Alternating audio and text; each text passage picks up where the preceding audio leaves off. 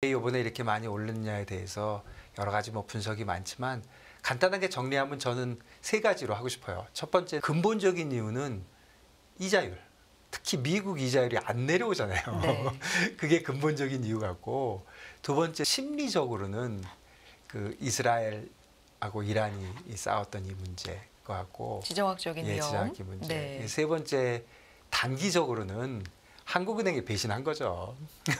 한국은행이 1,360원 정도에 막아주다가 금년에 또 오히려 내려와 가지고 1,340원에 막다가 그냥 슬그머니 물러나 버렸으니까 1,400원대까지 기다려 버렸으니까 그 60원이 올라가는 동안 한국은행이 조금씩은 팔아줬지만 강한 메시지가 없고 1,400원 가서야 이제 나왔으니까 사실은 한국은행이 뭔가 변했다. 그런 세 가지로 요약할 수 있을 것 같습니다. 굿모닝 인포믹스 함께하고 계십니다. 바로 시장 얘기, 특히나 환율 긴급 진단 이어가 보겠습니다. 반가운 얼굴입니다. 전설의 외환 트레이더라고 소개해드리고 싶네요. 사실이고요. 네, 김준송 전 리먼 브라더스 은행 서울 대표 모셨습니다. 어서 오세요. 안녕하세요. 안녕하십니까. 네. 요즘 바쁘시죠? 요즘 외환이 움직이니까 그러니까요. 유튜브 보면 외환 코멘트 한 100개 있잖아요. 아무래도 시장이 지금 그렇게 움직이다 보니까 많은 의견 또 여기저기서 주고 계시는데 그래도 고향이잖아요. 그죠? 굿모닝 인포믹스. 정리를 좀 해보면 네. 사실 어젯밤에 이제 조금 안정이 됐다 그럴까? 어쨌든 1,400원 같은 게 1,380원. 지금 오늘은 약간 밑으로도 갈 수 있을 것도 같고 하니까 여러 가지 얘기가 있었지만 이제 여기서부터 또 위로 아래로 딱 반반이잖아요. 1,380원에서 반반인데 왜 이번에 이렇게 많이 오르느냐에 대해서 여러 가지 분석이 많지만 간단하게 정리하면 저는 세 가지로 하고 싶어요. 첫 번째는 근본적인 이유는 이자율. 특히 미국 이자율이 안 내려오잖아요. 네. 그게 근본적인 이유 같고, 두 번째는 심리적으로는 그 이스라엘하고 이란이 싸웠던 이 문제 거 같고, 지정학적인 위험. 지정학적 문제. 네. 세 번째, 단기적으로는 한국은행이 배신한 거죠. 한국은행이 1,360원 정도에 막아주다가 금년에 또 오히려 내려와 가지고 1,340원에 막다가 그냥 슬그머니 물러나 버렸으니까 1,400원 이제 때까지 기다려 버렸으니까 그 60원이 올라가는 동안 한국은행이 조금씩은 팔아줬지만 강한 메시지가 없고 1,400원 가서야 이제 나왔으니까 사실은 한국은행이 뭔가 변했다. 그런 세 가지로 요약할 수 있을 것 같습니다. 이 세 가지 요약을 앞으로 어떤 방향으로 변하느냐에 따라서 다시 1,400원 또 위로 가는지 아니면 다시 내려와서 1,300원대로 가는지를 결정할 것 같습니다. 크게 세 가지 짚어주셨어요. 미국 금리, 그리고 지정학적인 위험, 그리고 한국은행의 태도. 네, 하나하나 좀 얘기를 해보고 싶은데 미국 금리 내려오기는커녕 10년물이 4.6% 좀 위에서. 미국 금리가 내려오고 안 내려오고는 인플레이션에 달린 건데 그쪽 얘기야 많이 하실 테니까 잘 모르겠지만 문제는 미국을 제외한 나머지 나라들은 이자율 다 내려야 되거든요. 지금 미국만 좋잖아요. 경기가. 나머지 나라는 다 내려야 되는데 미국이 안 내리니까 이게 이자율 차이가 벌어질 것 같이 보이는 거잖아요. 사실 금년 초에 달러가 좀 약세가 될 수도 있다고 본 거는 미국 이자율을 내려주기 때문이라고 생각했는데 그런 일이 안 벌어지니까 그게 모든 일의 출발이다. 그렇게 봐집니다. 그러면 미국 금리 인하 시점은 지금 점점 후퇴가 돼서 올해 거의 안 할 수도 있다는 얘기까지도 좀 힘이 실리고 있으니까요. 만약에 그렇게 돼서 금리 향방이 계속 좀 위에 있다면 어떻게 되는 겁니까? 그러면 환율이 계속 강세가 되지 않겠습니까? 그럼 지금 그렇게 예상하세요? 시나리오를 어느 쪽으로 조금 모르겠습니다. 더 무게를 인플레이션에 진짜 달려 있는 것 같아요. 인플레이션이 어떻게 되는지는 지금 모르잖아요. 근데 사실 인플레이션이 어떻게 되는지는 경제 보는 사람, 애널리스트 다 모르는 거죠. 실상을 모르는 거죠. 많이들 매크로, 틀렸죠. 그러니까 예측이 틀리는 게 아니라 지금 실상이 어느 정도 있는 자체도 잘 모르는 거잖아요. 사실 알 수가 없는 거고. 그러니까 진짜 인플레이션에 달려 있기 때문에 우리 몇 년 전에, 1, 2년 전에 인플레이션 많이 보듯이 올라갈 때 인플레이션이 얼마까지 올라갈 건지를 많이 봤지만 지금 올라가서 얼마나 어떤 속도로 내려올지를 보기는 봐야 된다는 거죠. 그래서 다시 매크로, 특히 미국의 인플레이션을 좀 봐야 될 것 같습니다. 인플레이션 지표를 계속 봐야 된다라는 건 뭐 많이들 알려진 사실이고 이게 마지막 라스트 마일에서 굉장히 울퉁불퉁할 거다라는 것도 그러니까요. 그렇지만 예. 진짜 이 지정학적 위험까지 겹치면서 훨씬 지정학적 더, 네. 위험은 전에 제가 심리적으로이라고 말씀드린 거는 실제로 유가는 안 움직였잖아요. 유가는 어제는 하락을 예, 또 오히려 했고요. 하락했고 네. 별로 오르지도 않았어요. 그러니까 실제로 지정학적 위험에 대해서 다들 그렇게 시장에 아주 과민하게 반응하지는 않는데 왜 유독 달러 쪽에만 이러냐 생각을 해보면 결국 안전자산 선호잖아요.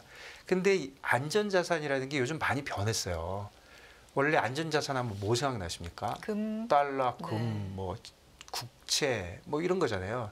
뭐 예전 같으면 엔화, 뭐 이런 건데 엔화는 안전자산이 되려면 어떤 게 안전자산이에요? 뭔가 수익은 별로 안 나도 저걸 갖고 있으면 시장이 막 움직일 때 본전만 좀 해주면 좋겠어 하는 게 안전자산인데 지금 엔화는 그렇지가 않죠. 환율이 움직이니까.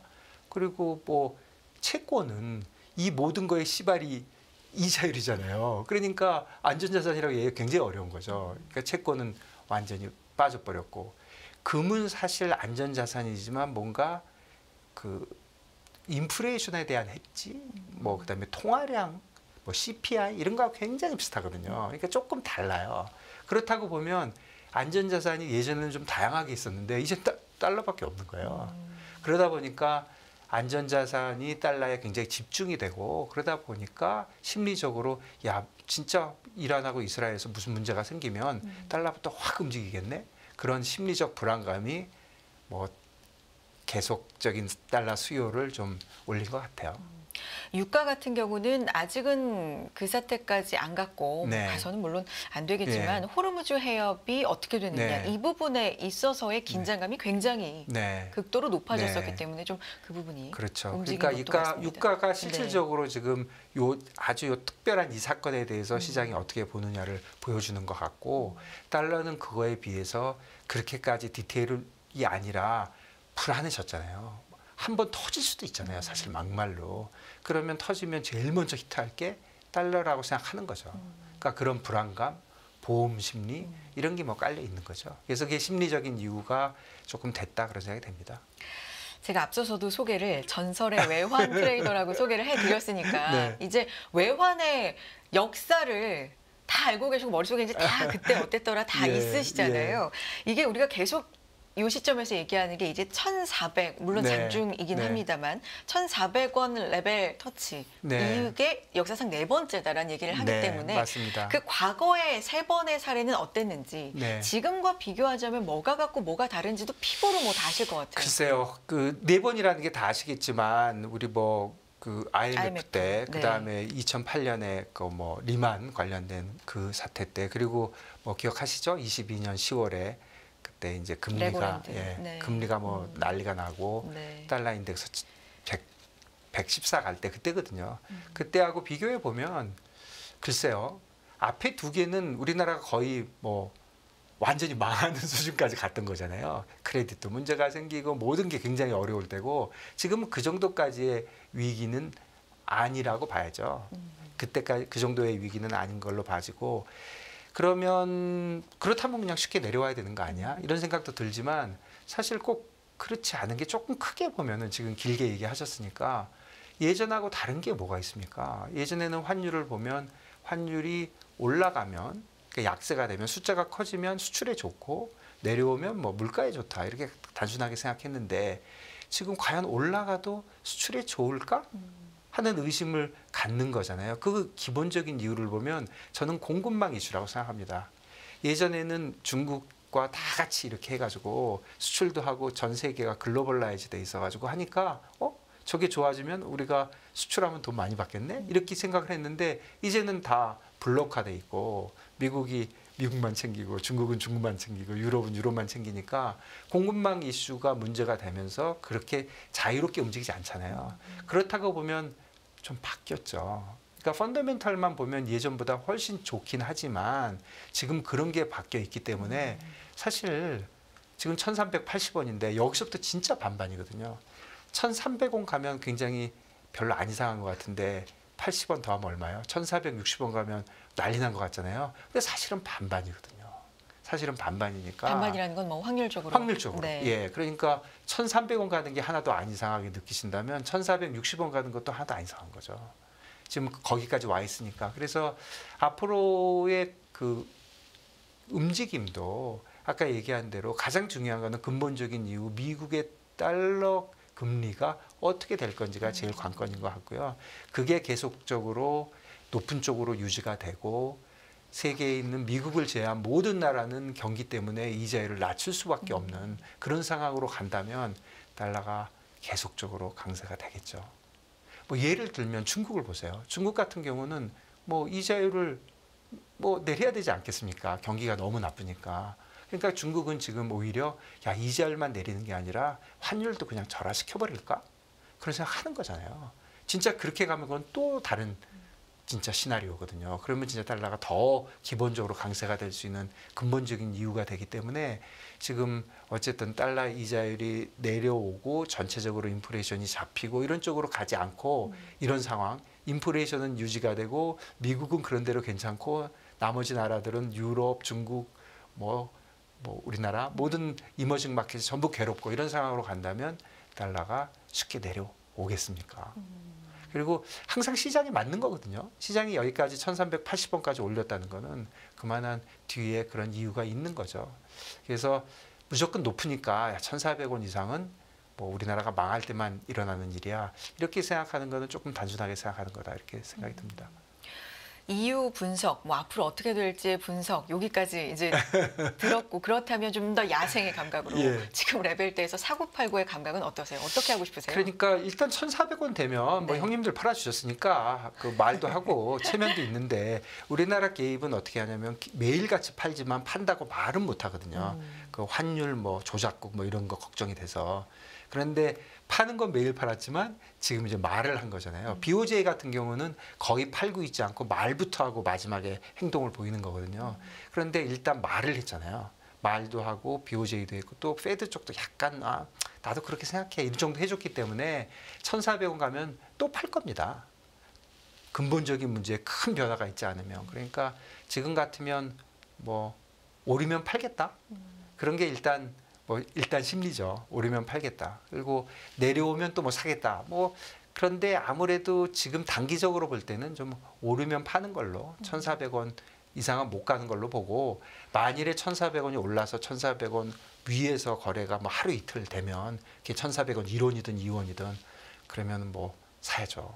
그거는 이제 위로 많이 간다고 봐야죠. 뭐 그런 생각이 듭니다. 어제도 일본과의 공동 구두 개입이라는 네. 이 첫 네. 어떤 사건이랄까요? 뭐 이런 게 있었습니다. 보신 적이 없는 일이죠. 이거 아니요, 어떤 일본은 의미예요? 그냥 네. 매일 구두 개입을 해서 일본은 프로토콜에 의해서 어. 먼저 말을 하고 마지막에 하거든요. 네. 그러니까 일본이 구두 개입한 지는 벌써 거의 한 달 됐어요. 일본은 구두 개입을 하고 있고 우리는 매일 팔다가 어제 이제 밀려서 할 수 없이 했으니까 뭐 우연히 맞았다 이렇게 보지 둘이서 상의해 가지고 한 건 아닌 것 같거든요. 근데 뭐 상징적인 의미가 있지 않을까요? 한미일이 또 만났고 네. 뭐 원과 엔이 좀 절하되어 있는 것에 대해서 그렇죠. 공감대를 예, 형성했고 전체적으로 공감대를 네. 형성한 건 맞죠. 그리고 네. 2022년 10월 달에도 사실 중앙은행들이 공조를 했잖아요. 채권도 사주고 환율도 개입을 하고. 그런데 그 정도까지는 아닌 것 같고 지금은 이자율이 막 올라갈 때는 사람들이 너무 무서워서 공포감을 많이 느꼈지만 지금은 내려가는 시점에서 생각하기 때문에 사실 공포감까지는 안 느끼거든요. 그러니까 중앙은행이 그렇게 야 우리 다 같이 잘해서 세계 경제를 살리자 뭐 이런 건 아니고 다 자기 생각하기 너무 바쁜 거죠. 야 우리는 어떻게 해야 되지 이렇게 하기 때문에 뭐 조금 우연이 됐다 저는 그렇게 봤습니다. 근데 다만 어쨌든 우리 뭐 쪽에서 오랜만에 구두 개입을 했기 때문에 체면도 있는데 1,400원 다시 올라가면 일단 팔을 거라고 생각합니다. 미국은 뭐 각자 상황을 얘기했다 해주셨는데 어쨌든 미국은 과잉 생산 얘기를 했고 네. 한국과 일본 같은 경우는 환율 얘기를 좀 더 강조를 한 이 네. 흐름도 좀 지켜보겠고요. 또 하나 엔과의 그러면 연관성에 대해서 엔화에 대해서 이제 나오실 때마다 좀 설명을 많이 해주셨기 때문에 근데 얘는 이런 것 네. 같아요. BOJ가 152에서는 막을 줄 알았는데 안 막았잖아요. BOJ의 셈법이 좀 복잡해진 것 같아요. 왜 그러냐면 BOJ가 개입을 강하게 150에서는 할 것이라고 생각했던 가장 큰 이유는 일본은 일단 너무 많이 올라가는 거는 안 좋아한다는 걸 첫 번째 전제로 하고 네. 두 번째 그거를 막는 방법은 거의 외환시장 개입밖에 선택지가 없다. 이렇게 생각한 거거든요. 그거는 외환시장 개입 외에 선택지는 보통 뭐가 있나요? 두 개가 더 있죠. 큰 게 재정정책, 그다음에 이자율을 움직이는 정책. 뭐라 그러나요? 금융정책인가? 근데 재정정책은 일본이 워낙 정부가 빚이 많기 때문에 조금 항상 부담스러운 대목이고 이자율에 관련돼서는 뭐 할 게 없었죠. 그랬는데 요번에 보니까 인플레이션이 안 잡혀? 미국이 안 잡히면 인플레이션은 사실 전 세계가 좀 같이 가거든요. 경기는 미국만 좋을 수가 있는데 인플레이션은 좀 같이 가니까 미국 인플레이션이 안 잡혀? 그러면 그러니까 일본도 안 잡히겠네? 그러면 인플레이션이 올라가겠네? 그러면 일본이 바라던 바잖아요. 그러면 나도 이자율을 올릴 수 있겠네? 내가 이자율을 올릴 수 있으면 달러예는 많이 위로 못 갈 텐데 내가 왜 개입을 해? 이렇게 생각한 게 아닌가 싶어요, 저는. 그게 152에서 그 대목에 개입이 나갈까 말까 151.80에서 152 사이에 얼마나 오래 있었습니까? 계속 생각하고 있었는데 갑자기 미국 인플레이션이 딱 올라가 버리니까 일본도 인플레이션이 될 텐데 그러면 내가 이자율 정책이라는 그야말로 커다란 무기가 있는데 내가 왜 무리가 많이 가는 개입을 해? 개입을 하면 뭐라 그럴까요? 너무 약세를 보이지 않게 해서 강하게 해야 되거든요. 저번에 얼마였어요? 9조 yen? 그러면 그게 600억 달러거든요. 그 정도의 돈이 들어가는데 내가 할까 말까 하고 있는데 이자율이 오르니까 BOJ가 약간 그런 셈법을 했고 그런 셈법은 한국은행도 비슷한 것 같아요. 저는 아까 배신이라고 얘기했지만 맞아요. 네. 한국은행이 뭐 그렇게 단순하진 않잖아요. 거기 표현해 훌륭하신 분들 많이 네. 계시는데 한국은행도 이거 봐라. 보니까 우리 결국은 경기와 물가잖아요. 그러면 지금 뭐 총선도 있었지만 이제 앞으로 경기를 많이 보게 될까요? 물가를 많이 보게 될까요? 물가겠죠. 특히 물가에 뭐가 들어있어요? 집값이 들어있잖아요. 집값 오르는 게 거의 지금 경기가 나는 상황이잖아요. 나 왜 그런지는 모르겠지만. 그러니까 물가에 더 신경을 쓰면 예전에 한국은행의 생각은 원래 금년에도 한 1360원에 막을 거라고 생각했는데 의외로 1340원에 막았거든요. 저는 어떻게 느꼈냐면 정부가 환율을 일단 막아놓고 그리고 환율이 안정되면 우리가 이자율을 낮춰보자. 경기를 좀 좋게 하기 위해서. 그렇게 생각한 것 같아요. 이자율을 낮춰보겠다는 거는 선제적으로 할 수도 있죠. 미국보다. 근데 지금 생각에 미국보다 우리가 이자율 먼저 내릴 것 같습니까? 저는 거의 제로된 것 같아요. 특히 이번에 이 정치적인 문제가 정치적인 총선이 있은 이후에 먼저 내릴 거는 이제 아예 상상이 안 가요. 그러니까 무조건 미국이 내려야 눈치 보고 있다가 슬슬 따라 내릴 것인데 그렇다고 하면 한국은행도 생각을 해보니까 우리가 선제적으로 이자율 내릴 일은 없을 것 같아. 그러면 지금 한미 금리 차가 2%인데 미국이 올리면 따라 올리면 되고 이거는 결국은 뭐 더 벌어질 일은 없는 거잖아요. 먼저 내리지 않으니까. 그러니까 한국은행도 BOJ하고 비슷한 생각을 할 수 있는 것 같아요. 그거 개입하는 거 항상 무리가 많이 가는 건데 조금 기다렸다가 뭐 이자율 내가 먼저 안 내릴 건데 내려오겠지. 뭐 이렇게 조금 방심이랄까? 아니면 생각의 전환을 했다고 할까? 그래서 BOJ와 BOK 생각은 조금 비슷하다. 그런 생각이 좀 듭니다. 유럽은 6월에 내릴 것으로 어느 정도 힌트를 많이 줬잖아요. 유럽은 내려야 될 것 같아요. 유럽은 우리는 셈법이 복잡한데 유럽은 그래도 뭐라 그럴까요? 좀 개방돼 있는 제가 선진국이라고 얘기는 짜증나서 못하는 거고 개방돼 있는 나라고 유럽은 지금 경제 성장률이 뭐 1%도 안 되게 보고 있는 거잖아요. 그리고 사실은 또 나름대로 인플레이션이 좀 잡힌다고 보고 있는 거고 유럽에서 굉장히 걱정했던 문제들이 많이 해결되고 있으니까 무슨 뭐 유가가 좀 오르긴 했지만 뭐 천연가스나 이런 거 보면 예전보다는 좀 낫잖아요. 그러니까 유럽은 너무 나쁘기 때문에 유럽은 선제적으로 내릴 것 같습니다. 그러니까 유럽은 선제적으로 내리고 달러는 안 내리니까 좀 벌어지기 시작하는 거죠. 그리고 저희가 유럽을 항상 언더 에스티메이트 하는데 유럽의 움직임이 전 세계를 좌지우지하거든요. 그러니까 유럽이 내려가고 중국도 더 내리고 뭐 이렇게 되니까 이게 달러가 만만치가 않은 거죠. 그래서 딴 거는 그만두고 원 달러만 보면 단기적으로는 그 심리적으로 한국은행 형님들이 지금 막아준다고 하시니까 믿어보고 있겠지만 한국은행도 펀더멘탈이 크게 변하면 대책이 없는 거거든요. 예를 들면 뭐 그럴 리는 없겠지만 중국인이 아예 대놓고 아예 나 몰라 환율 올릴 거야 이렇게 얘기를 해버린다든가 뭐 일본도 나 이제 이재열 정책이 있으니까 나 개입 같은 거 별로 관심 없어 이렇게 한다든가 이러면 방법이 없는 거잖아요. 그런데 그런 확률은 좀 적으니까 단기적으로는 거기다 기대 갖고 팔지만 과연 달러가 약세로 돌아가느냐에 대해서는 좀 요번에 움직인 거를 한번 보고 한번 생각을 해봐야 된다. 이게 돌아가는 게 옛날하고는 좀 다르구나. 그런 생각을 좀 해봐야 될 것 같습니다.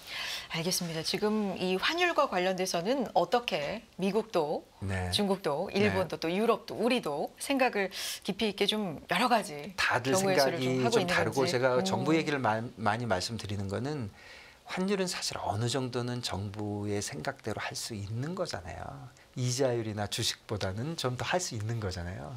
그러니까 정부의 셈법이 각 중앙은행, 각 나라의 정부들의 셈법이 중요하다.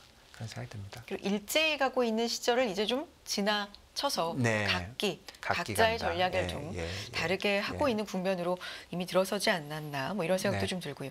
그래서 이 환율과 주식시장을 좀 연결시켜 보자면 그런데 우선 첫 네. 번째는 환율이 이렇게 움직이니까 매크로가 움직이잖아요. 매크로가 움직이다 보니까 아무래도 미국 시장에 영향을 많이 받을 것 같아요. 국내 네. 시장도. 특히 국내 주식시장을 얘기해 보면 미국 시장을 영향을 받을 것 같고 가뜩이나 외국의 움직임에 외국인 움직임에 영향을 많이 받는 시장인데 앞으로 몇 개월은 특히 더 그럴 것 같다. 그리고 또 최근에 국내 주식시장이 오를 때 밸류 프로그램 나오면서 외국인이 이니시에이트 했잖아요. 그렇죠. 그런 관계도 있고 하기 때문에 외국인이 더 관건이 될 것이고 결국 미국 시장이 관건이 될 것이고 미국 시장은 뭐니 해도 첫 번째는 인플레이션이 내려오면은 좋은데 그게 아니라면 우리 항상 했던 얘기 경기 쪽의 굿뉴스가 굿뉴스로 받아져야 미국은 버티거나 여기서 다시 올라갈 것 같거든요. 그러니까 그런 쪽을 봐야 돼서 미국 주식시장이 관건인데 미국 주식시장이